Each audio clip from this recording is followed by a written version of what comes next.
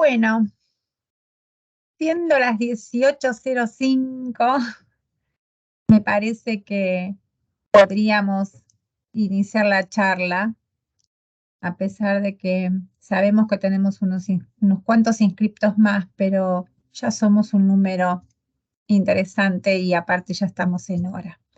Bueno, les vamos a dar las buenas tardes a todos desde el grupo UNICER, que es un instituto de investigación y desarrollo que nació por iniciativa de 6 empresas líderes en la fabricación de ladrillos cerámicos huecos, con una misión. Tenemos, entre muchas misiones, tenemos una que es contribuir con la innovación de la construcción y la sustentabilidad. Entonces, nuestras empresas, que son Cerámica Rosario, La Tercer, Cerámica Quilmes, Cerámica Fanelli, Coolmacheu y Palmar respectivamente, incluso Cerámica Cañuelas, que ya somos no 6, sino somos 7, conformamos este grupo donde hemos armado unas series de charlas con el CONICET, unas charlas que son dentro de un ciclo de webinar que lo hemos denominado Arquitectura Bioclimática, donde ahí vamos a dar nuestra cuarta charla, que tiene que ver con las estrategias pasivas de refrescamiento. Dicho todo esto, le voy a dar la palabra a Silvana Flores Larsen, que es excelente referente del CONICET y con la quien vamos a empezar nuestra charla.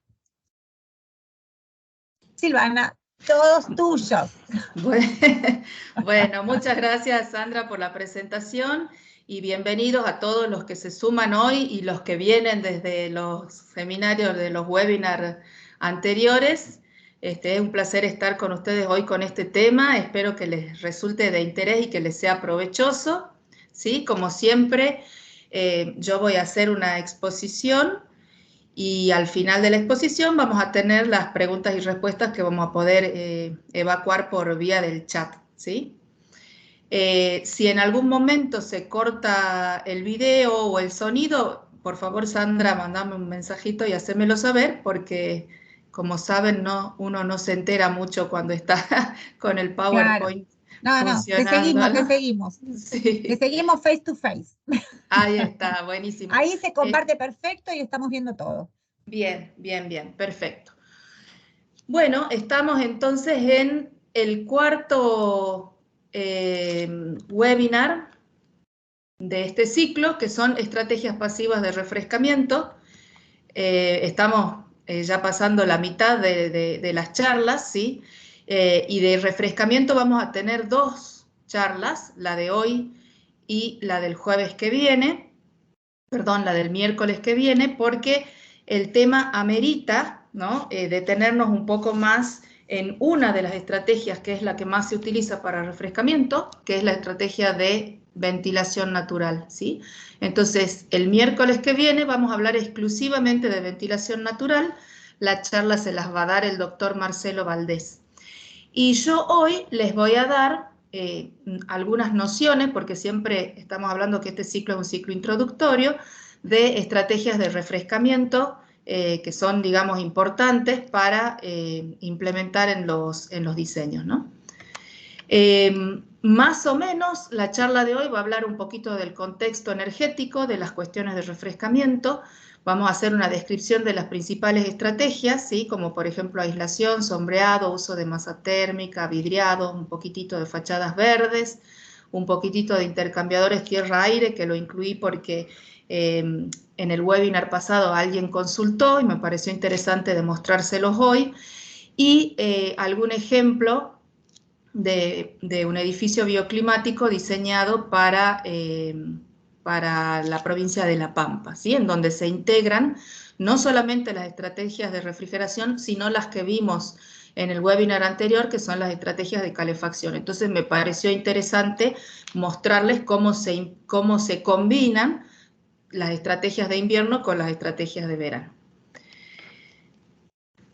Bueno, esta es una información que salió bastante recientemente, ¿sí? A fines del año pasado, del INDEC, es la encuesta nacional de gastos de los hogares, ¿sí? En donde se detallan cuáles son los consumos energéticos de los distintos dispositivos que se tienen en el hogar y además de cuáles son los que más consumen, cuántos tienen instalados de ellos las viviendas, ¿no? Entonces, por ejemplo, un dato interesante es que casi el 85% de las viviendas argentinas usan algún método para refrigerar los ambientes, ¿sí? Algún método puede ser desde un ventilador hasta un aire acondicionado, ¿sí? También hace una evaluación de los equipos de aire acondicionado, ¿sí? Ya vemos en la próxima diapositiva, más o menos la mitad de las viviendas de Argentina tienen instalado al menos un equipo de aire acondicionado. Obviamente esto tiene, digamos, connotaciones también socioeconómicas. Los hogares de menos recursos tienen menor acceso a estos equipos y los de mayor recurso, mayor acceso. Por ejemplo, en los sectores de menores ingresos tenemos un 18% de viviendas con aire, mientras que en los de mayor poder adquisitivo casi un 62%, ¿sí? O sea, hay una distribución dispar de estos equipos por cuestiones de económicas, de acceso a la energía, etcétera, de consumo eléctrico, que también hacen que todo lo que son las estrategias que nosotros vamos a ver hoy de refrescamiento sean particularmente útiles cuando diseñamos, por ejemplo, la vivienda social, ¿no? Porque son los lugares en donde más impactan las condiciones climáticas, ¿no? Por deficiencias en la aislación térmica del envolvente y todas estas cosas que hemos estado hablando en estos días. Por ejemplo, acá tenemos una distribución por región, ¿sí? De cuáles son las casas que utilizan aire acondicionado. Están en dos tipos, el aire acondicionado de tipo split y el aire acondicionado de tipo ventana, obviamente por una cuestión de más modernidad histórica, digamos, los aire acondicionados split tienen mayor utilización en nuestro país que los de ventana, ¿no? Por ejemplo, la región que más equipos tiene instalado es la región metropolitana de Buenos Aires con un 47% y la que menos tiene, la Patagonia con un 10%, obviamente por las cuestiones climáticas en donde no se requiere tanta refrigeración, ¿sí? Cuyo tiene un 47% y el NOA y el NEA entre un 30 y un 35 más o menos, ¿no?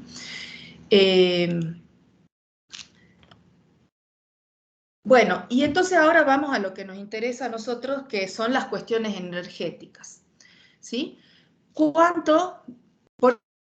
qué vemos las cuestiones energéticas? Porque si nosotros tenemos idea de cuánto consume un aire acondicionado, podemos saber cuánto nos vamos a ahorrar con las distintas estrategias que vamos a ver a continuación, ¿sí? Entonces, los aires acondicionados consumen, de acuerdo a su potencia, más o menos entre 1 y 1,6, ¿sí? kilowatt por hora, ¿sí? Estos gráficos de Rosa de los Vientos los habíamos visto cuando vimos las estrategias de calefacción y es una forma que hemos encontrado en el laboratorio de mostrar cuál es la cantidad de energía que entra por ventanas, ¿sí? Por ventanas al norte, al sur, al este y al oeste. Y les había comentado yo que lo tienen hecho para varias capitales de provincia de la Argentina. Por ejemplo, yo acá extraje Buenos Aires, Corrientes y Córdoba, ¿sí? Nos centremos en Buenos Aires. Entonces, por ejemplo, una ventana al norte de vidrio simple deja entrar 1,6 kilovatios hora en cada metro cuadrado de aventanamiento, ¿sí? Si nosotros comparamos este 1,6 con el valor de consumo del aire acondicionado,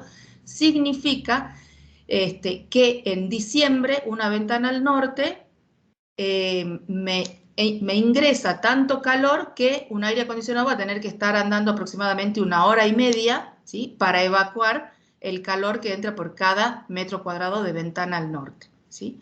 Si miramos los valores, al sur es más o menos lo mismo, 1,5, y al este y al oeste tenemos casi 3 kilovatios hora, ¿sí? Eso significa prácticamente 3 horas de aire acondicionado funcionando exclusivamente para extraer el calor que entra por la ventana, ¿no?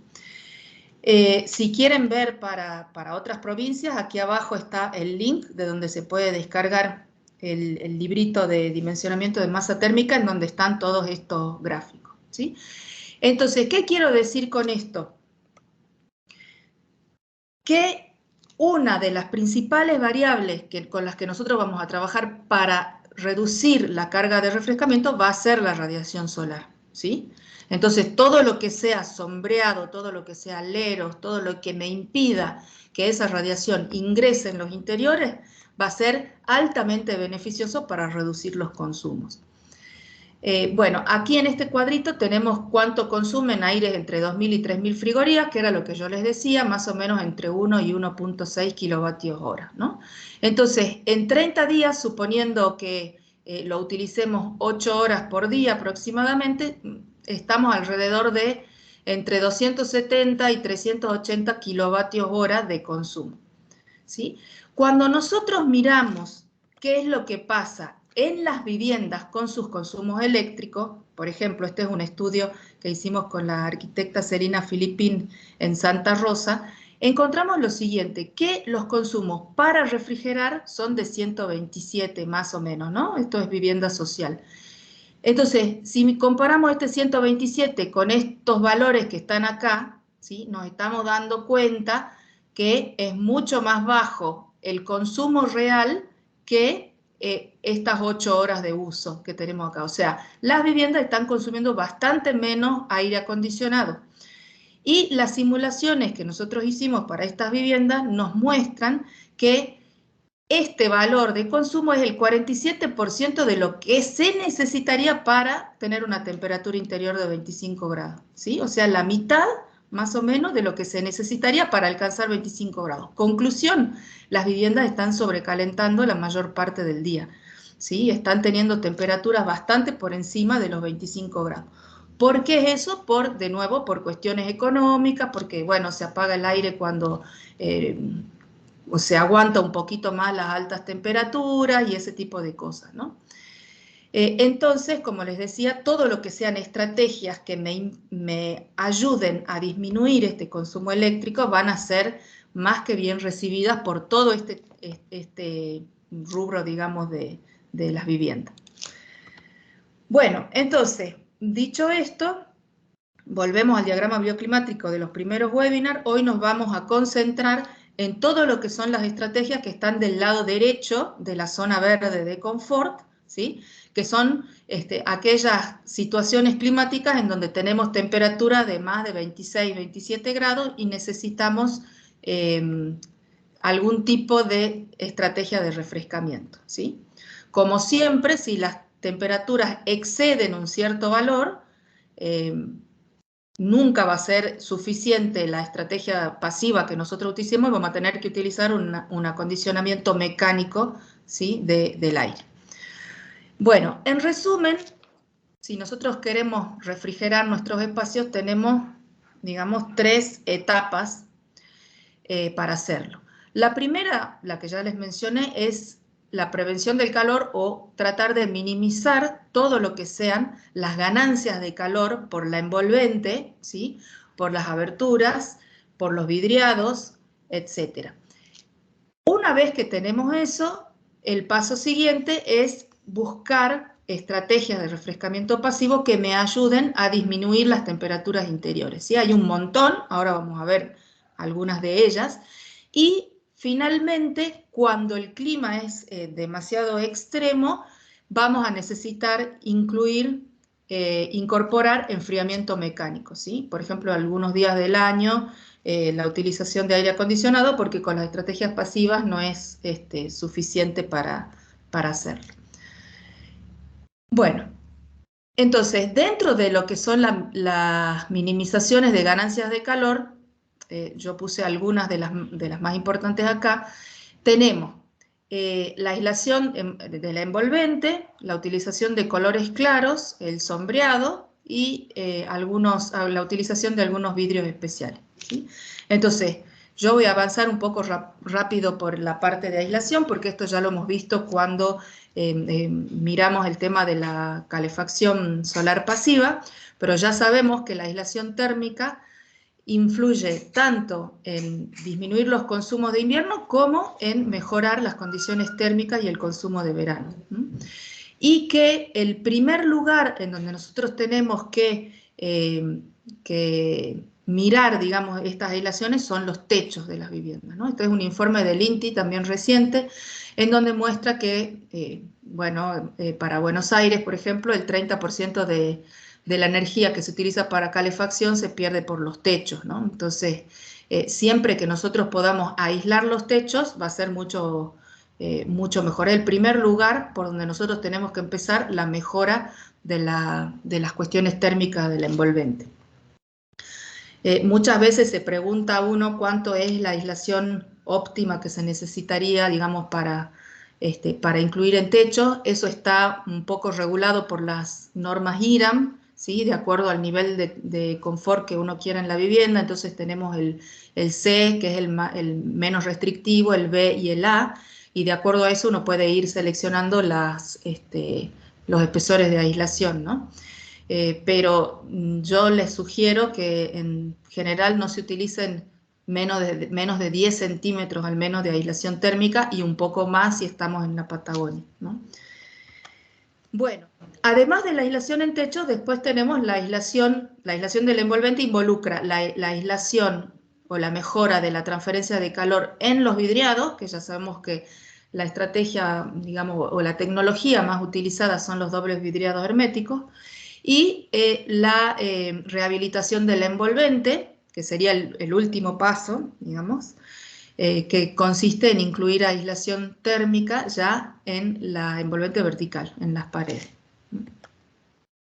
La segunda cuestión, para los que no estuvieron también en la charla anterior y lo repasamos, es el tema de los colores. La vez pasada habíamos hablado un poco de distintos colores, desde el negro hasta el blanco, ¿sí? Hoy vamos a hablar exclusivamente del color que más favorece las estrategias de refrigeración, que son los colores claros, ¿sí? Esta imagen la tomé de una empresa que fabrica pinturas especiales para techos. Me pareció muy interesante porque muestra cuáles son las temperaturas superficiales de los techos con los distintos recubrimientos disponibles, digamos. Por ejemplo, una membrana de color oscuro, obviamente esto está hecho para un cierto clima, ¿no? ¿No es cierto? Estos valores pueden modificarse un poco de acuerdo al lugar en donde uno esté, pero para tener una idea de la relación sirve. Entonces, por ejemplo, para un color oscuro, 78 grados, para una membrana que tiene ya aluminio, 67, o sea, se disminuye bastante la temperatura superficial, para una membrana pintada con color blanco 42, y después la empresa tiene una pintura especial ultra reflectiva 39 grados, ¿sí? Entonces nosotros podemos ir disminuyendo la temperatura superficial, lo cual nos va a favorecer después la transferencia de calor hacia el espacio interior, ¿sí? Mientras más fresca o menos temperatura tenga la superficie, menor va a ser el ingreso de calor hacia adentro, ¿sí? Y esto que vale para los techos, también vale, como hemos visto el webinar pasado, para los muros exteriores, ¿sí? Entonces el color claro es un aliado muy importante para las estrategias de refrescamiento. Por esa razón es que en algunas ciudades se está utilizando mucho este concepto de techo frío. El techo frío es un techo pintado de color claro que lo que hace es reflejar la luz solar e impedir, digamos, que se sobrecalienten las superficies de los techos y con eso aumente el consumo de refrigeración, ¿sí? Este es el caso de edificios en Nueva York. Esto no tiene beneficios solamente a nivel edilicio, o sea, del edificio en particular, sino también a nivel urbano, porque al no sobrecalentarse esta superficie no se favorece el efecto de isla de calor, y entonces los ambientes, el microclima de la ciudad puede ser un poquito más fresco, ¿sí?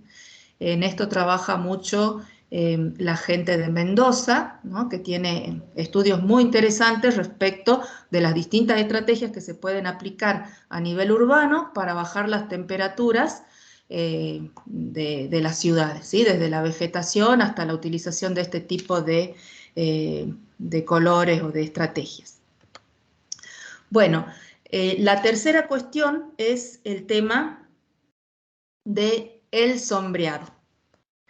¿sí? Y esto me parece que es lo más sencillo de implementar en los diseños y por ahí muchas veces lo menos pensado o calculado, porque uno a veces, no sé, por ejemplo, diseña un parasol y no siempre verifica si efectivamente ese parasol está cubriendo el ingreso de radiación solar en la orientación en que lo estoy poniendo y para la situación de verano, que es cuando yo lo necesito, ¿sí? En los dos primeros webinars, donde ustedes vieron el Soft Climate Consultant, Marcos les mostró cómo se podía hacer para diseñar estos parasoles o estudiar si algún elemento como un árbol o un edificio o alguna superficie que estaba fuera de la vivienda sombreaba, ¿no?, los aventanamientos de esa vivienda. Así que bueno, esas herramientas son muy útiles para hacer estos diseños.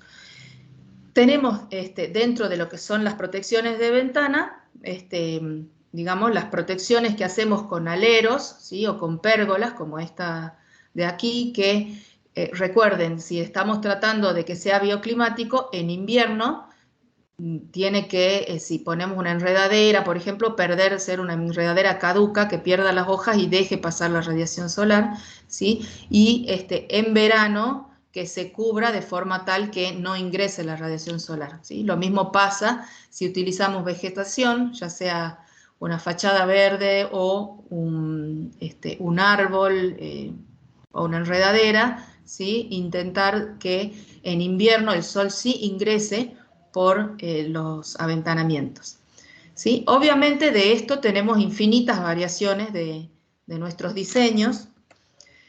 Acá yo solamente puse algunas, pero hay un montón, ¿no? Tenemos desde los parasoles horizontales que son fijos, como este que está acá, ¿sí?, hasta bueno, este tipo de estrategias o de tecnologías de sombreado que son completas y que dejan pasar una cierta cantidad de radiación que se puede ir regulando de acuerdo a cómo sea la abertura de los agujeritos de las placas estas, por ejemplo. En este caso, sombreadores horizontales fijos, y también tenemos, por supuesto, los que son móviles, ¿no?, que pueden ser, por ejemplo, en este caso, parasoles verticales que se retraen o se colocan en los casos que sea necesario. Siempre que tengamos orientaciones este y oeste, convienen los parasoles verticales porque el movimiento del sol es más, el sol está más acostado, ¿sí? Entonces un alero horizontal no me cubriría en las horas de la mañana, que el sol está abajo en el horizonte, el ingreso de radiación. En cambio, los parasoles verticales sí lo harían. Bueno, después tenemos el tema de las fachadas verdes, que su principal función, además de que es muy decorativa, es el disminuir la cantidad de radiación solar que incide sobre el muro, ¿no? De fachadas verdes hay también infinidad de diseños diferentes de acuerdo a si son como esta de acá, que se le llaman jardines verticales, o son enredaderas que están separadas de la fachada. Sí, por ejemplo, acá tenemos una clasificación de los tipos de sistemas verdes o de enverdecimiento vertical, que diferencia, digamos, entre las fachadas verdes y las paredes, lo que llamamos las paredes vivas, ¿no? Por ejemplo, las fachadas verdes en general están separadas de la fachada en sí, ¿sí?, como en este ejemplo, en donde tenemos las macetas y un espacio entre donde está la planta y el muro, ¿sí?, que en general se suele hacer de forma tal que pueda pasar un jardinero, recortar, limpiar, sacar hojas, etcétera, ¿sí?, que es un sistema que no afecta, digamos, o que no modifica la fachada en sí, ¿no? Porque, por ejemplo, si pusiéramos enredaderas sobre el muro, muchas veces termina dañándolo, se va metiendo entre los intersticios, ¿no? Entonces, este sistema de doble fachada verde es bastante interesante. Y después tenemos los que llamamos paredes vivas o jardines verticales, que ya están, digamos, como pegados, ¿sí?, en la fachada, y necesita un sustrato, ¿sí?, un sustrato que también es vertical, sobre el cual crecen las plantas, ¿no? Y por supuesto, también un sistema de riego, que en general suele ser automático, que permita, digamos, mantener con vida a las plantas, ¿sí? Ambos sistemas son sistemas que necesitan de mantenimiento, bastante mantenimiento, y que tienen ventajas, digamos, algunas ventajas desde el punto de vista térmico y otras ventajas que van más allá de lo térmico, ¿sí? Por ejemplo, se obtiene una mejora, no están en orden de importancia, digamos, estas propiedades beneficiosas de la fachada. Por ejemplo, aislación térmica y acústica, ¿sí? Que es muy importante en los ambientes urbanos. Por supuesto, el tema del sombreado, creo que es la estrategia o la función más importante que tiene la fachada verde es la de sombrear, ¿sí? También es cierto que las plantas, como son seres vivos que autorregulan su temperatura, las temperaturas de las hojas, tienen, si su sistema biológico tienen incluida o incorporada la evaporación y la transpiración de las hojas, entonces hay un efecto pequeño alrededor de la fachada de una disminución de la temperatura del aire, ¿sí?, alrededor de esa fachada. Disminuye la temperatura y aumenta un poquito la humedad porque recibe esa evaporación, digamos, de las plantas.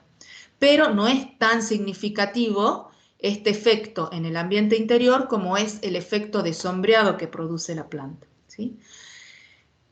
También porque, digamos, las plantas absorben el CO2 y devuelven el oxígeno, se mejora la calidad del aire alrededor del edificio, ¿sí? Y hay cuestiones económicas relacionadas con la venta del edificio que al tener este tipo de estrategias los hace más atractivos desde el punto de vista de la sustentabilidad y entonces tienen una mejor venta, ¿no? Bueno, y les quería traer unos cálculos que hicimos nosotros respecto de cuál sería la eficiencia de poner este tipo de fachadas verdes en una vivienda, ¿sí?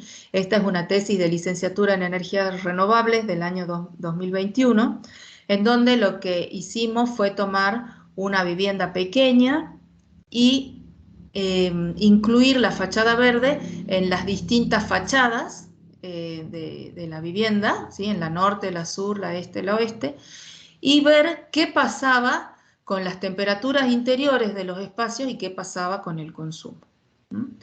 Entonces la selección fue una enredadera del tipo parra de la Virgen, que es bastante utilizado, digamos, y que crece con bastante facilidad en distintos climas. Nuestra propuesta no fue, como en este caso, sobre el muro, sino con una fachada despegada de la pared, en donde se hace crecer esta enredadera. Y estudiamos su efecto para esta vivienda que les mostré, para 3 climas que a nosotros nos parecen interesantes, que tenemos en la provincia de Salta, uno para Salta capital, otro para Cafayate, que está en los valles calchaquíes y que es mucho más soleado, y soleado y seco, y para Tartagal, que está en el norte de la provincia, que es un clima muy caluroso y húmedo, ¿sí? Y probamos las distintas posibilidades, digamos, de orientación de esa vivienda. Simplemente yo les voy a mostrar los resultados de lo que obtuvimos. Todas estas simulaciones se hicieron con simulación transitoria, digamos, para todo el año, y después fuimos tomando los periodos de verano, que eran los que nos interesaban a nosotros. Entonces, para esta enredadera, suponiendo que la enredadera está bien regada y crecida, los cálculos muestran que se disminuye la radiación solar que incide en el muro entre alrededor de un 65 a un 67%, ¿sí? Esta reducción es bastante interesante y lo que produce es que al incidir menos radiación ya en la fachada misma, no levante temperaturas tan altas, ¿sí? Entonces, calculamos las temperaturas de las superficies de los muros, calculamos las temperaturas dentro del aire, dentro de la vivienda, y calculamos cuánta energía se necesita extraer a los espacios con un aire acondicionado, ¿sí? Y lo que encontramos en general es que para las temperaturas superficiales se disminuye entre 8 y 10 grados la temperatura, digamos, del muro, lo cual es bastante importante, sobre todo si el muro no está aislado, ¿sí? Porque cuando el muro no está aislado es cuando más se ve afectado por las condiciones exteriores, ¿no? Si el muro tuviera aislación térmica, por ejemplo, entonces el efecto de la fachada verde es mucho menor que cuando no está aislado, ¿no? Entonces, bueno, como nosotros estábamos trabajando con vivienda social, supusimos que los muros no estaban aislados y el resultado es ese, entre 8 y 10 grados de temperatura superficial. Esa disminución de temperatura superficial produce dentro de la vivienda una disminución de la temperatura de aproximadamente 1 grado centígrado, ¿sí? Y una disminución del consumo promedio de 3 kilovatios por día. ¿Sí? Uno puede pensar que la disminución de 1 grado es poquito, pero en realidad lo que hay que pensar es que esto es un promedio a lo largo del día, ¿no? Entonces, es probable que en algunas horas del día, por ejemplo, a la tarde, ¿no? Que es cuando en general hay mayores temperaturas, la disminución es mayor, ¿sí? Y en otras horas la disminución es menor. Pero en general, más o menos, es de alrededor de 1 grado centígrado la disminución. Y la disminución del consumo promedio de 3 kilovatios, si volvemos a recordar lo que les dije en las primeras diapositivas, que un aire acondicionado consume más o menos 1 kilovatio hora, ¿sí? Son aproximadamente 3 horas de aire acondicionado, ¿sí? O sea, no es tan poco lo que se consume. Bueno, esta segunda experiencia, muy, muy cortito se las voy a mostrar, ahora no es una vivienda, sino un edificio de una universidad en Brasil, de un tesista que estudió qué pasaría si se pusiera la fachada verde en las zonas opacas de este edificio. Él monitoreó este edificio con sensores, ¿sí? Y después hizo una simulación térmica de cuál sería el impacto de esa fachada verde, ¿sí? Este edificio está en Belo Horizonte, en una zona de la ciudad bastante arbolada, que vemos aquí.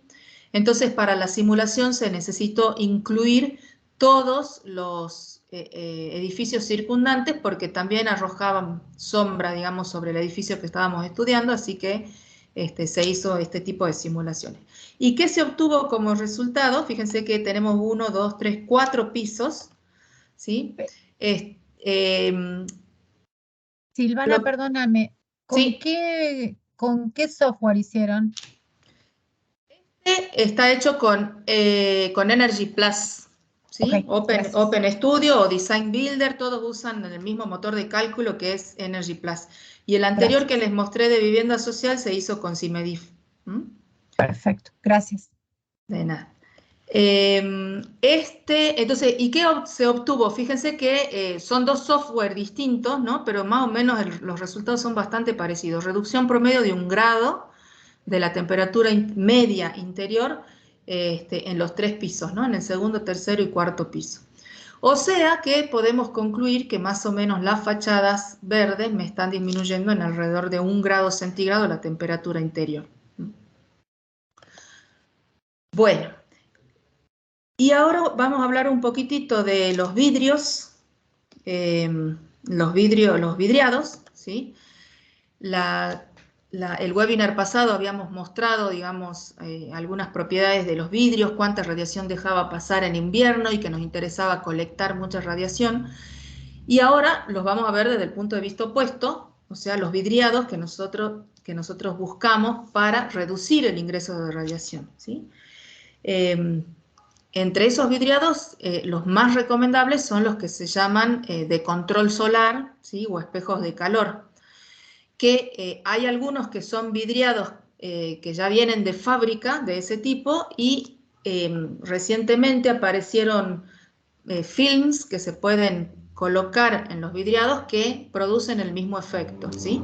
En particular, 3M tiene un film de control solar que lo tiene que instalar, digamos, personas que estén capacitadas para eso, para que no queden mal instalados, con burbujitas, esas cosas, ¿sí? Y lo que hacen esos films es reflejar el calor que viene del exterior, ¿no? Y acá, bueno, hay algunos, yo extraje solamente, después si al que le interese puede entrar en la página y mirar los coeficientes de reducción de calor solar, que son los que nos interesan a nosotros, estos de aquí, ¿sí? Entonces, por ejemplo, para un vidrio simple, claro, tenemos reducciones de la ganancia solar de entre el 54% y el 38%, de acuerdo al color que uno elige, al espesor, al tipo de film, etc. ¿Sí? Entonces, con esto se puede reducir bastante la cantidad de sol que ingresa y con un buen sistema de sombreado, digamos, mucho mejor, ¿no? Estas estrategias en general van todas juntas, no es que una sola es suficiente, ¿no? En general es un pool de estrategias que uno tiene que utilizar para poder minimizar, ¿no?, las ganancias de calor. Bueno, y otra cuestión con el tema de los vidriados que no quería dejar de mencionar, porque los edificios con mucho vidrio están, digamos, muy en auge y muy de moda, y son grandes áreas vidriadas por las cuales ingresa realmente mucha radiación solar, ¿no? Entonces hay que tener cuidado con los sobrecalentamientos, sobre todo en verano, aunque también en invierno se pueden producir sobrecalentamientos. Entonces, muchas veces los edificios o las tecnologías se copian del hemisferio norte al hemisferio sur, ¿no? Y no siempre eso es lo mejor porque, por ejemplo, no es lo mismo un edificio vidriado implantado en Alemania que un edificio vidriado implantado en la Argentina, en Córdoba o en Salta o en la misma Buenos Aires, ¿sí? Principalmente por el tema de la radiación solar. Nosotros estamos con niveles de radiación que son muchos más altos, ¿no?, que los que hay en Europa del Norte o en el mismo Estados Unidos, ¿sí? Entonces, bueno, hay que tener en cuenta estas cuestiones y tratar de adaptar las cosas de acuerdo al clima. Y en eso es fundamental, digamos, el conocimiento del clima de quién va a hacer el diseño de estas cosas. Eso por un lado. Y por otro lado, el tema de las formas, cuando uno utiliza estas fachadas curvas, sobre todo, ¿no? Porque, bueno, se pueden producir situaciones que no estaban previstas en el diseño, como el caso de este edificio, el Walkie Talkie, en la ciudad de Londres, que por su forma lo que hace en cierta época del año es concentrar los rayos del sol en ciertas partes de la calle, y bueno, y en internet van a encontrar fotos de autos derretidos y de gente que hace huevo frito en la vereda, ¿no? Entonces, las cuestiones de la forma, cuando uno utiliza este tipo de material espejado o de vidriado, es sumamente importante de analizar. Y como les había prometido en el webinar pasado que les iba a mostrar un poquito qué es lo que pasaba en verano con el edificio que tenemos nosotros en Salta, con fachada vidriada, ahora les muestro. Es este edificio que está aquí, tiene 5 pisos y vidriado de piso a techo, son edificios de oficinas, ¿sí? Y nosotros intervinimos en el diseño de lo que era la envolvente del edificio, ¿sí? Hicimos una envolvente aislada liviana, en este caso, porque es un edificio de oficinas en donde necesitamos, digamos, que el encendido de la calefacción o la refrigeración sea, digamos, impacte rápidamente en las temperaturas interiores. Entonces lo hicimos bastante liviano y muy aislado, ¿sí? O sea, aislado tanto en los techos como en los muros. La estrategia para aislación en techos fue bueno, además de la aislación térmica, ¿no? De 10 centímetros sobre el cielo raso de yeso, pusimos en la azotea, en la terraza, una capa adicional de un cerámico sostenido en estos pilotes para que fuera transitable y para poder poner los aires acondicionados, ¿sí? Y que además funciona como un colchón acá de aire que sombrea el techo y que además permite que, digamos, el aire circule por todo este lugar y hacia afuera, ¿sí? Y las paredes les agregamos un aislante térmico también de 3 centímetros, ¿sí?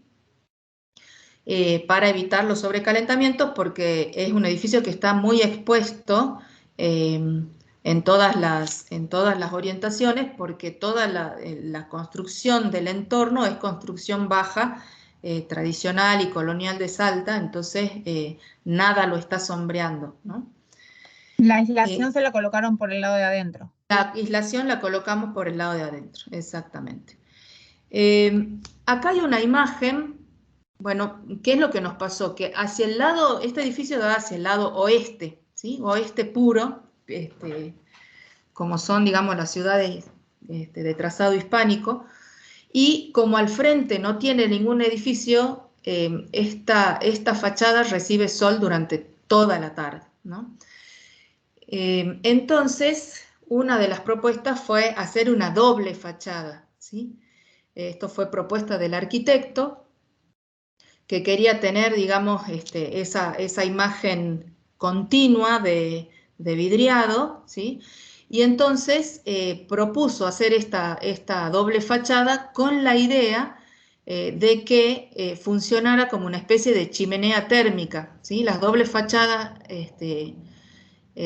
su forma de funcionar es que el aire ingresa por la parte inferior y se va calentando porque está en contacto con el vidrio, que se pone más caliente y va subiendo y después se puede extraer arriba, ¿sí?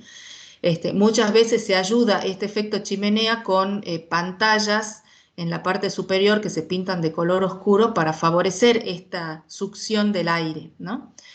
Y por supuesto estos canales tienen que tener un cierto ancho, ¿no? Para que esto funcione bien. Si es demasiado grande, a veces no funciona esto. Y después hay un montón de estrategias intermedias de, por ejemplo, poder abrir ventanas sobre la fachada en invierno para meter el aire caliente o en verano para aprovechar el efecto de succión, ¿sí? Entonces nosotros dijimos, bueno, probemos esta fachada y veamos qué es lo que sucede, ¿no? Y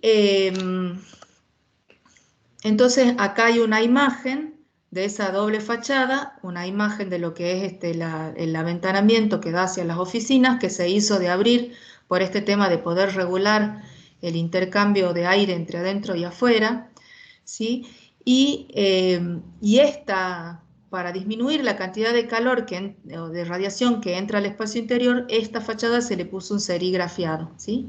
Un serigrafiado bastante cerradito, que lo que hace es disminuir aproximadamente un 65 a 70% de la radiación que atraviesa este primer vidrio, ¿sí? Ese serigrafiado produce otra cosa además, que es como es oscuro y absorbe, para que no pase el sol, ¿sí? Absorbe mucha radiación solar. Entonces este vidrio se pone muy caliente, ¿no? Y al ponerse caliente, calienta este espacio que nosotros llamamos la cavidad interior, ¿sí? A temperaturas que son más altas que la temperatura exterior, ¿sí? Nosotros pusimos sensores dentro de la fachada, fuera de la fachada y dentro de los espacios. Y encontramos eso, que aproximadamente, por ejemplo, de día, en esta cavidad tenemos 10 grados centígrados más que hacia afuera. Eso, por supuesto, que es contraproducente para la transferencia de calor hacia adentro, porque al tener mayores temperaturas acá es mayor la transferencia de calor, ¿no? Entonces, bueno, para minimizar un poco este problema, lo que se hizo fue hacer una buena selección de los vidrios, estos que están acá, de las ventanas, que se usó doble vidriado hermético, un poquito coloreados, ¿sí? Y con una lámina reflectiva, ¿sí? Del tipo espejo de calor. Entonces, este vidrio de la fachada que se calienta y emite calor, emite radiación infrarroja de onda larga, ¿sí? Ese calor que emite el vidrio, cuando llega al vidriado de la oficina, se refleja en esa lámina, ¿sí? Y una buena parte, y no ingresa entonces tanto calor hacia el exterior. Entonces, esta fue la estrategia que utilizamos para el lado oeste. Para la contrafachada, que da hacia el este, que también es, como hemos visto, digamos, un lugar, una orientación que recibe mucha radiación, utilizamos fachadas verdes, o sea, intercaladas, ¿no? No todo de fachada verde, sino por partes. Al final se murieron, digamos, todas estas plantitas porque no funcionó, digamos, el sistema de riego y bueno, y ahora se están reinstalando todas las plantas. Bueno, y entonces, ¿qué pasó? Les quería mostrar qué pasó con las medidas, ¿no? Por ejemplo, la curva, o sea, cada una de estas curvas es un día, ¿no? Acá estamos más o menos entre el 12 de octubre y el 19 de octubre, ¿sí? Entonces, en cada día tenemos la curva con rayitas azules, la temperatura exterior. Vamos a tomar un solo día para no complicarlos tanto. Por ejemplo, este día, ¿sí? O este. Entonces, por ejemplo, acá tenemos temperaturas exteriores que estuvieron cerca de los 28 grados de máxima, ¿sí? La cavidad es la curva en rojo, ¿sí? Estuvo más o menos en 35 grados de máxima, ¿sí? Entonces, bastante más caliente que la temperatura exterior. Fíjense que esto pasa absolutamente para todos los días, ¿no? Y hay algunos días en donde hay incluso más. Por ejemplo, acá el salto térmico es bastante grande. Durante la noche, la cavidad, como no recibe radiación solar, se va enfriando, ¿no? Entonces quedan más o menos a la temperatura ambiente exterior. Pero sí, durante el día es mucho más calurosa. ¿Y qué pasó en la oficina? Nosotros tomamos la oficina del tercer piso, o sea, una oficina intermedia, ni la de más arriba ni la de más abajo. La oficina del tercer piso es esta línea de puntos verdes que tenemos acá, que fíjense que oscila más o menos entre unos 22, 23 grados a unos 25 y medio por ahí, ¿sí? Entonces tiene temperaturas bastante más bajas durante las horas de ocupación, ¿sí? Durante las horas de la mañana, que es esta parte, temperaturas bastante más bajas que el exterior y obviamente que la cavidad, ¿sí? Entonces, eso significa que el vidriado está funcionando bastante bien, porque estas medidas nosotros las hicimos cuando el edificio estaba vacío, ¿sí? Antes de que fueran los ocupantes y sin aire acondicionado, ¿sí? O sea que prácticamente no se requiere demasiado aire acondicionado, por más que las temperaturas exteriores superan en algunos casos los 30 grados, ¿sí? Eso se debe a esta buena selección de los vidriados. Bueno, y continuando con el cuadrito que estábamos viendo nosotros, una vez que hemos minimizado todas las ganancias de calor, ahora sí vamos a las estrategias que son específicamente para bajar la temperatura, para refrigerar, ¿sí? Hay un montón, yo no me alcanza, digamos, en una hora de charla para mostrarlas a todas. Hemos separado la ventilación natural para el webinar que viene y ahora vamos a ver solamente algunas de estas estrategias que son las que me parecieron más interesantes, ¿sí? Bueno, entonces les voy a mostrar ahora, ¿qué hora es? Sí, estamos justo. Les voy a mostrar el caso de un edificio bioclimático que diseñó la doctora arquitecta Celina Filipín, ¿sí? Para La Pampa. Ella es, digamos, una de las arquitectas que más diseños bioclimáticos de distinto tipo me parece que tiene en su haber y tiene mucha experiencia con un montón de cuestiones relacionadas con las estrategias, ha realizado medidas, etc. Así que yo quiero mostrarles un edificio en el que hemos colaborado y trabajado en conjunto y mostrarles cómo es nuestro proceso de intercambio, digamos, de información y del diseño, desde que se inicia el diseño del edificio hasta que se construye y monitorea, ¿sí? Entonces, siempre primero partimos del análisis climático, que ha sido motivo de nuestras primeras charlas.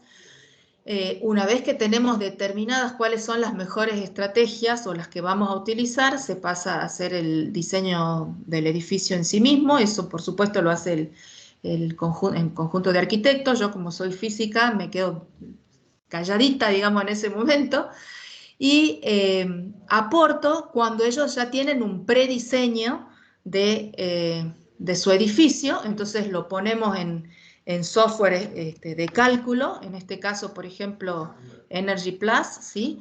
Y empezamos a sacar resultados de cómo se va a comportar a lo largo del año, cuáles van a ser sus temperaturas interiores, cuáles van a ser los consumos, y empezamos a probar distintas posibilidades o cambios que se pueden hacer en el edificio hasta que logramos optimizar o llegamos, digamos, a un diseño que nos satisfaga todo, ¿sí?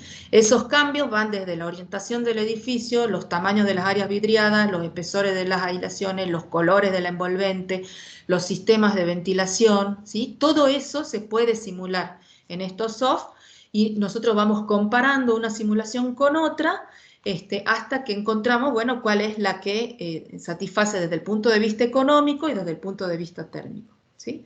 Entonces, una vez que se tiene ese diseño, lo que se hace es construirlo. Por supuesto que acá tiene que haber todo un acompañamiento en el control, sobre todo, por ejemplo, de que se coloquen bien las aislaciones térmicas, que suele ser un problema, ¿sí? Para asegurarnos que no haya, digamos, defectos demasiado grandes desde el punto de vista de la instalación o constructivo. Una vez que ese edificio está construido y finalizado, lo que hacemos es monitorearlo.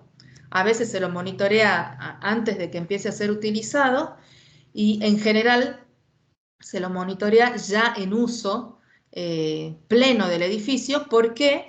Porque los usuarios, digamos, tienen comportamientos con respecto al edificio que son muy particulares. Por ejemplo, a qué hora abren las ventanas, cómo utilizan los aires, si es invierno, si abren, por ejemplo, postigos en caso de tenerlos para permitir el ingreso de radiación. Si todas esas son cuestiones muy importantes, y más aún en los edificios bioclimáticos. Entonces, cuando uno entrega un edificio de este tipo a quien lo va a utilizar, en general les hace una explicación a los usuarios de cuáles son los mejores comportamientos para que ese edificio se comporte como fue diseñado, ¿sí?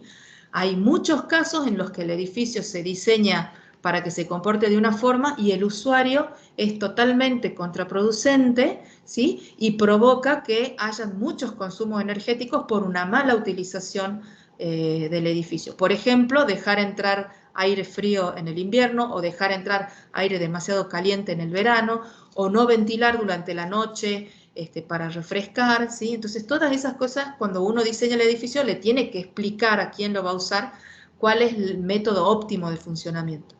Entonces, entregado el edificio, lo monitoreamos con equipitos automáticos de este tipo que censan la temperatura interior y la humedad relativa, niveles de iluminación, etcétera, en cada uno de los locales, y con esos monitoreos lo que nosotros hacemos es una realimentación de toda nuestra etapa de diseño para ver si lo que nosotros propusimos originalmente por simulación se verifica después en el comportamiento real, y para aprender para la próxima si es que hay alguna cosa que se pueda mejorar o no en los diseños, ¿sí? Entonces esta es nuestra manera de trabajar, y lo que les voy a mostrar ahora es un edificio que siguió, digamos, estas etapas aquí.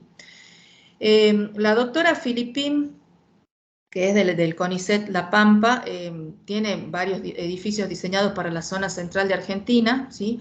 Después, el que esté interesado, hay un libro en donde está descrito cada uno de ellos.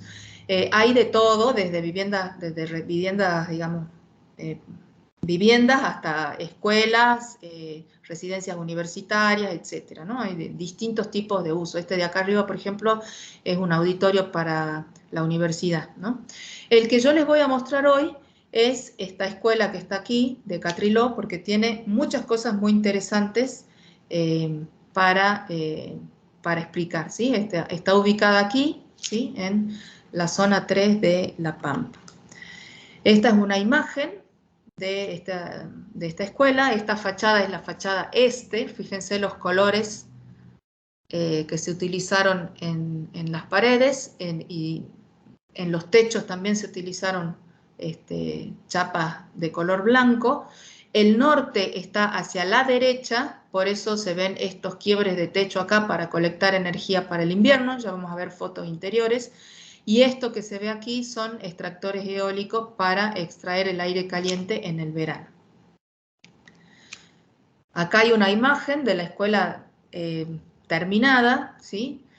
Esto que se ve aquí es la fachada norte, una fachada con mucho aventanamiento para permitir captar la radiación solar y con salientes para protección, ¿sí?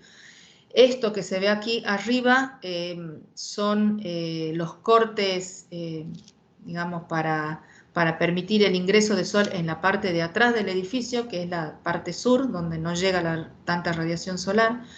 Esto que se ve acá es un invernadero adosado, ¿sí? Que utilizan los alumnos para prácticas de biología y que además se diseñó térmicamente para calefaccionar la parte de atrás del edificio.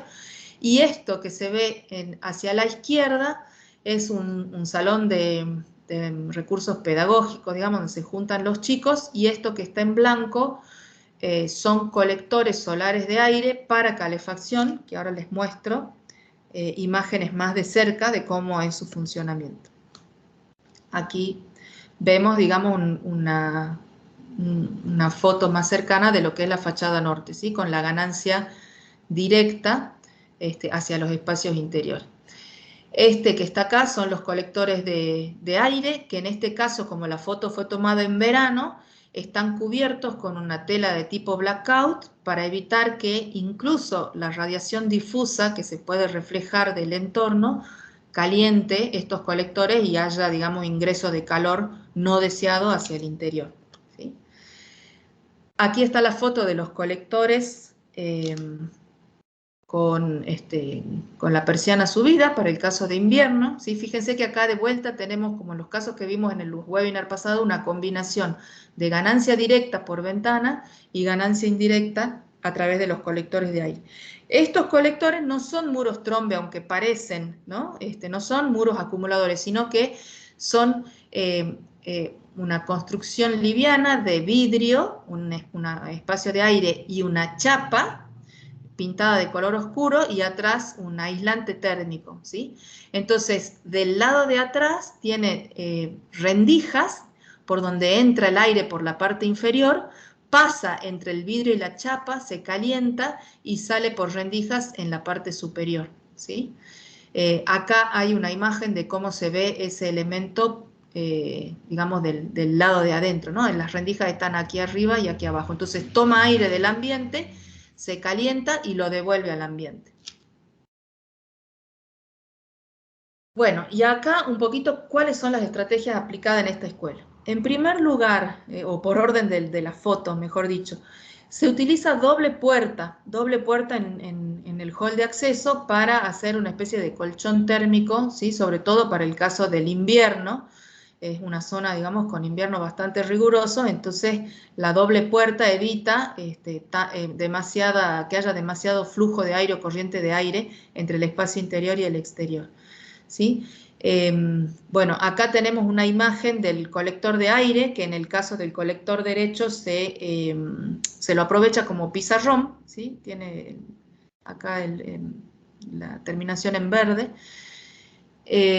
Acá, en general, en todas las fotos vamos a ver que los espacios están muy conectados entre sí. Y eso se debe a que se busca que se distribuya el aire caliente, principalmente en el invierno, entre todas las zonas, para que no hayan esas diferencias de temperatura que habíamos dicho que eran, digamos, que provocaban disconfort, ¿no? ¿Se acuerdan que en el webinar pasado habíamos dicho que había que colectar radiación y que había que acumularla y que había que distribuirla entre los espacios? Bueno, entonces para distribuirla los espacios son bastante abiertos, todos tienen alguna forma de conectarse con los pasillos, por ejemplo, a través de ventanas, ¿sí? O con incluso ventanas entre laboratorio y pasillo, ¿sí? De forma tal de poder ir regulando el flujo de aire entre un lugar y otro. Entonces, cuando uno está muy caliente, ese aire caliente poder migrarlo hacia otros espacios, ¿sí? Acá hay una imagen del invernadero adosado más de cerca, y acá hay una imagen de los quiebres de techo que además sirven como para iluminación natural, ¿no? de los espacios, de los pasillos, por ejemplo. En la envolvente, lo que se hizo fue utilizar aislación térmica. Acá se ve, fue en este caso poliestireno expandido, ¿sí? Y se tuvo mucho cuidado con el tema de llegar con la aislación térmica, sobre todo en las aberturas, puertas y ventanas, hasta donde llega el marco, ¿sí? Porque muchas veces esto es complicado de ejecutar en obra, ¿no? Esto de que la aislación térmica no tenga huecos por donde después se pierda calor, ¿no? Y en los techos, es un techo de losa, en el cual también se puso aislación térmica, es esta que se ve acá, una aislación térmica horizontal, ¿sí? Y lo que sí se tuvo mucho cuidado es de que hubiera un encuentro entre esta aislación horizontal y esta aislación vertical, que es la que viene del muro, ¿sí? De forma tal que no hubieran puentes térmicos que me favorezcan, digamos, las pérdidas de calor. Y finalmente, además de todas estas cuestiones, se probó, porque en el momento que se lo construyó, digamos, como suelen ser estas cosas, aparece la posibilidad de, bueno, probemos un intercambiador tierra-aire, y dijimos, bueno, probemos con el poquito de plata que había, y se construyó un conducto enterrado, ¿sí? Que tiene su entrada fuera del edificio y tiene como unos 29 metros de largo, y que sirve para tomar aire de afuera en el verano, enfriarlo en su paso por la tierra y refrigerar un laboratorio que está ubicado aquí, ¿sí? Habíamos tenido una experiencia previa en la Universidad de La Pampa con un conducto enterrado que había sido corto. Entonces, en este caso lo hicimos bastante largo, pero no lo podíamos enterrar demasiado por cuestión económica y constructiva. Entonces el conducto quedó, digamos, no a la profundidad óptima, que sería de los 2 metros más o menos, sino que quedó un poco encima, como al medio metro, ¿sí? De profundidad. Bueno, y lo que les quiero contar es cómo funcionó eso. Acá hay una imagen de la toma, ¿sí? de aire del conducto, ¿sí? Y acá hay una imagen de cómo se diseñó la salida de aire del conducto, que por cuestiones de poder cerrar y abrir para manejar o regular el flujo de aire, se le pusieron estas puertitas, ¿sí? De forma tal que si uno no quiere que entre aire por acá, directamente la cierra. Todo esto se conduce por ventilación natural, o sea, no tiene ventiladores, extractores, absolutamente nada. Entonces, como la ventilación natural no produce flujos demasiado grandes, para ayudar a que fluya el aire por acá, se ponen extractores eólicos en el techo del laboratorio, de forma tal que favorezca, ¿no? El ingreso del aire del exterior. Ahí está una imagen del extractor. Bueno, y esto es el resultado. No se asusten con las curvas, vamos a tomar un día. De vuelta acá, cada curva es un día, ¿no? Entonces, por ejemplo, este día de acá, esta curva que va más arriba es la temperatura ambiente exterior, ¿sí? Que llegó a las horas de la siesta o de la tarde a unos 34 grados centígrados, ¿sí? Esta que sigue es la temperatura en la boca de salida del conducto, ¿sí? del extractor eólico, en unos 30 grados. Esto está 4,5 metros encima del suelo, ¿sí? O sea, fíjense, 34 grados el exterior, a 30 grados sale el aire por el extractor eólico. Esta que está acá es la temperatura a 2 metros sobre el suelo, que sería bastante parecida a la temperatura que se percibe, digamos, que percibe una persona que está en ese lugar, ¿sí? Estamos más o menos en los 27 grados, ¿sí? Y que haya diferencia entre los dos, entre lo que medimos a 2 metros y lo que medimos a 4,5 es razonable, porque el aire caliente siempre se estratifica y en la parte de arriba siempre suele estar mucho más caliente, ¿no? Entonces por eso acá tenemos 27 grados y acá tenemos 30 o 31. Y esta última curva que está abajo es la temperatura del aire, ¿sí? A la salida del conducto enterrado. Entonces, en esa puertita que vimos nosotros. Entonces el aire ahí está saliendo más o menos a 24 o 25 grados. Si yo tengo el espacio interior a 26, 27, significa que está saliendo un poquito más fresco, ¿sí? De lo que está el espacio. O sea, que está haciendo algún aporte a la refrigeración de ese espacio, ¿sí? Nosotros hicimos los cálculos de cuánto es ese aporte y aproximadamente con este diseño corresponde a una potencia de unos 400 vatios, ¿sí? Si comparamos con un aire acondicionado es, no sé, 4 veces menos probablemente que un aire acondicionado, pero esto prácticamente no tiene consumo. Y como les decía, si nosotros hubiéramos podido enterrar a más profundidad este conducto, seguramente esta temperatura hubiera estado incluso un poco más abajo, ¿no? Y por otra parte, también es cierto que cuando uno utiliza ventilación natural en este tipo de conductos, la velocidad del aire es bastante baja, ¿no? Y entonces a veces conviene ayudarla un poquitito con algún ventilador mecánico de bajo consumo que permita que circule un poco más de aire, ¿no? por el conducto para entregar un mayor caudal al espacio que yo quiero refrigerar. Bueno, después les consultamos a las personas que utilizan o que están en estos espacios y dijeron que, digamos, palabras más o menos textuales, que se siente una brisa agradable, ¿no? Un poquito más fresca que viene de los conductos. Ahora, la otra cuestión que hay que tener cuidado con los conductos es el tema de que si el aire es húmedo, puede producirse la formación de hongos o de bacterias en las paredes del conducto, ¿no?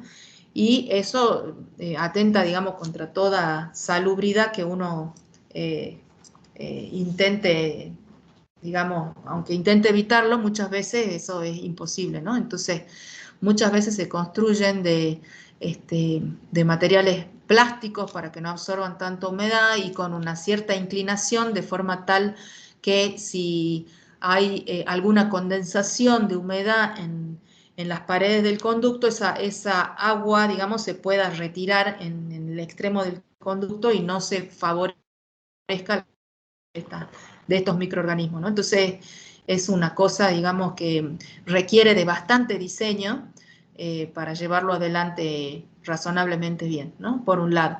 Y por otro lado, que estos conductos tienen que funcionar tanto en invierno como en verano, porque tiene que haber un balance de la cantidad de calor que uno le ingresa al suelo, porque, a ver, el conducto para enfriar ese aire en el verano, lo que pasa es que el calor del aire termina pasando a la tierra que rodea ese conducto. Entonces se empieza como a recalentar el entorno del conducto y llega un momento en que no se hace tan eficiente porque está mucho más caliente que al inicio por ejemplo, del periodo de verano.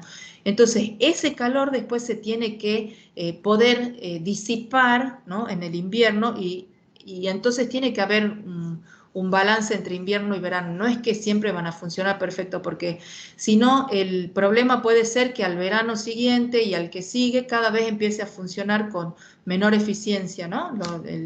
El conducto. Pero bueno, como había algunas consultas respecto a este tema, me pareció interesante mostrárselos. Finalmente, esta escuela se midieron sus consumos tanto de calefacción, bueno, refrigeración no demasiado porque no tiene aires acondicionados, ¿sí? Se la comparó, se la contrastó contra el consumo de una escuela similar en un clima similar también en La Pampa, pero de construcción convencional, ¿sí? Y lo que se encontró es que la escuela bioclimática ahorra aproximadamente un 50% de energía para mantener sus ambientes confortables respecto de una escuela de construcción convencional, ¿sí? Cosas parecidas pasaron en otras experiencias también. Bueno, y finalmente acá, solo para mostrar cuál fue el monitoreo de verano, ¿sí? De las aulas de esta escuela. La línea en color azul son las temperaturas exteriores en un periodo bastante caluroso, más de 36 o 37 grados de temperatura, ¿sí? Y la línea roja es la temperatura en las aulas, ¿no? Fíjense que aunque las temperaturas exteriores superaron ampliamente los 30 grados en todo este periodo, que son como 15 días, nunca se llegó a superar los 27 grados de temperatura en el interior de las aulas, ¿no? Eso es una muestra de que todo lo que es protección solar, todo lo que es aislación térmica, estuvo funcionando bien, ¿sí? Bueno, y nuestra conclusión, la conclusión de la doctora Filipín, que es la que hace los estudios económicos y de todos estos temas de la mayoría de los edificios diseñados, es que todos esos edificios que yo le mostré en la diapositiva anterior, viviendas, escuelas, auditorios, etcétera, el sobrecosto, en general, el sobrecosto del sistema de solarización, o sea, ponerle colectores o ponerle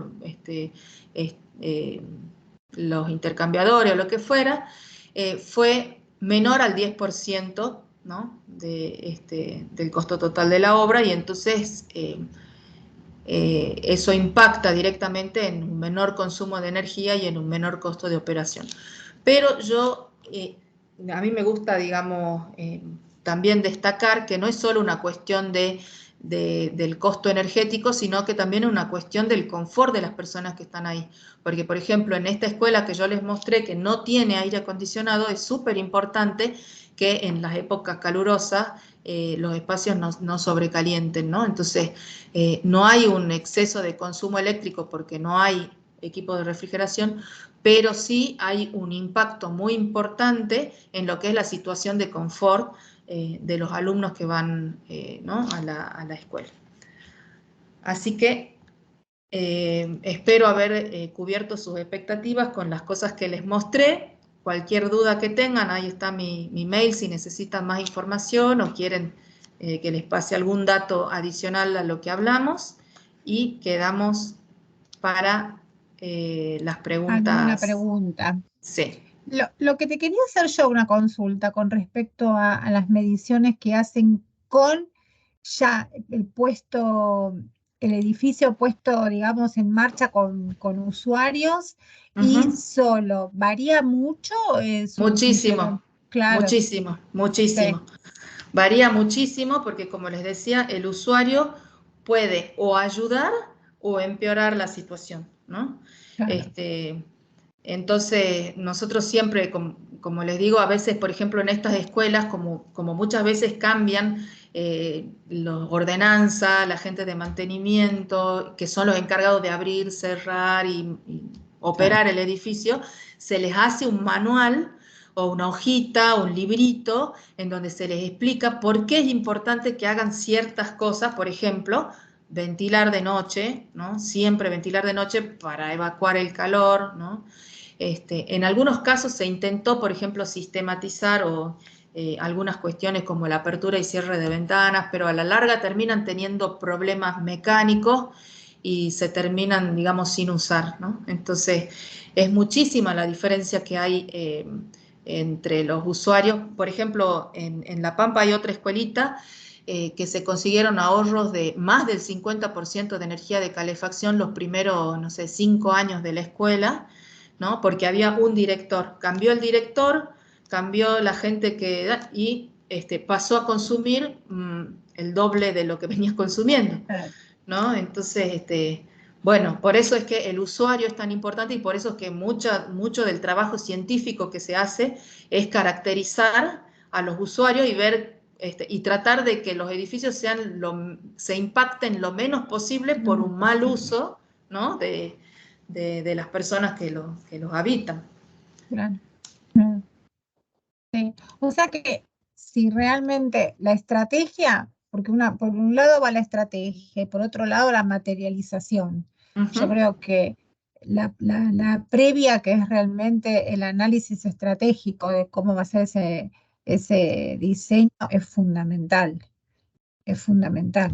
Ahí es Sí. donde vos encontrás que las estrategias te cambian muchas veces, porque después la materialización, por supuesto, van a acompañar, ¿no? Es como vos dijiste, esto es un pool de cuestiones, pero lo cierto es que yo creo que el análisis estratégico de cómo va a ser la implementación, cómo es la zona bioclimática, cómo van a ser los usos, flujos de gente, flujos de usos cotidianos, en temperaturas, en épocas y demás, me parece que eso es el gran puntapié inicial, tanto en Claro, esta charla como en la anterior. claro, O sea, exactamente, claro, exactamente. Es está bien. así. No sé si hay Ah, alguna pregunta, estaba chicos, que mirando, sí, a ver, aquí preguntan problemas de condensación. Bueno, sí lo hablamos, ¿no es cierto? ¿De qué material es el conducto? El que nosotros mostramos ahí era un conducto de hormigón, pero también hay conductos de otro tipo, o sea, no es demasiado, de demasiado impacto el material del conducto, ¿no? Mientras, claro. porque como está en contacto con el suelo y el suelo es una masa térmica bastante importante, no hay problema. El tema más viene por este problema de condensación, de hongos y de esas cosas. María Marta pregunta, ¿la mayor eficiencia tanto de chimenea térmica como de conducto sería mayor diferencia de altura? Bueno, son dos cosas, ¿no? Sí.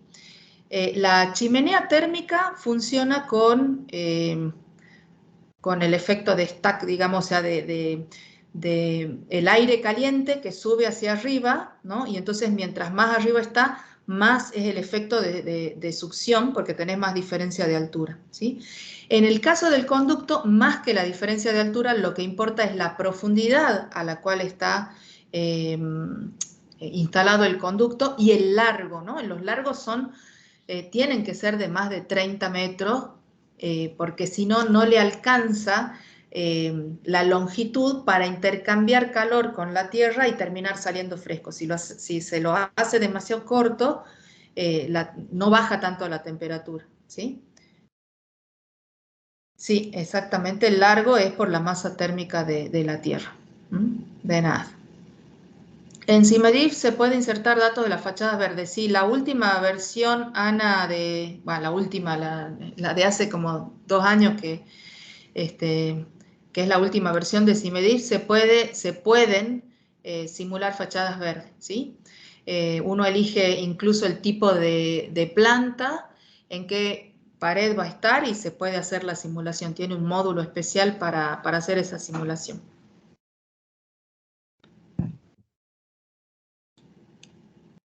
Bueno, perfecto.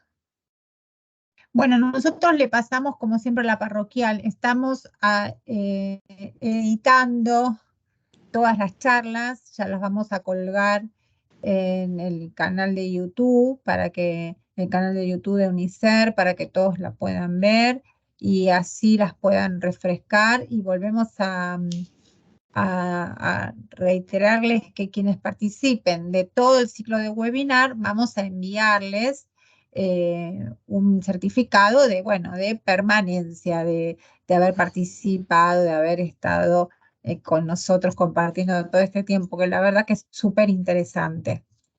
Si no hay, a ver, los PPs pueden suministrarlos. Están preguntando si los PowerPoint los podemos mandar. Sí, Ahí sí, sí, sí, los sí, sí. podemos mandar. Entonces, bueno, vamos a ver de qué manera hacemos llegar todo esto a la gente de técnica y demás. Les mandaremos para que quienes se inscriban les podamos haber enviado las charlas, los PowerPoint en realidad, ¿no? Ujú. Bueno, hasta acá llega nuestro amor por hoy, Sí. y que nos veremos el miércoles que viene, si Dios quiere. Para ventilarnos el miércoles que viene. Exacto, exacto. Así que nos vemos el miércoles que viene, que tengan buen fin de semana. Esto es un fin de semana largo, así que disfruten, escuchen, vuelvan a ver, retomen datos y nos vemos la semana que viene. Adiós. Adiós.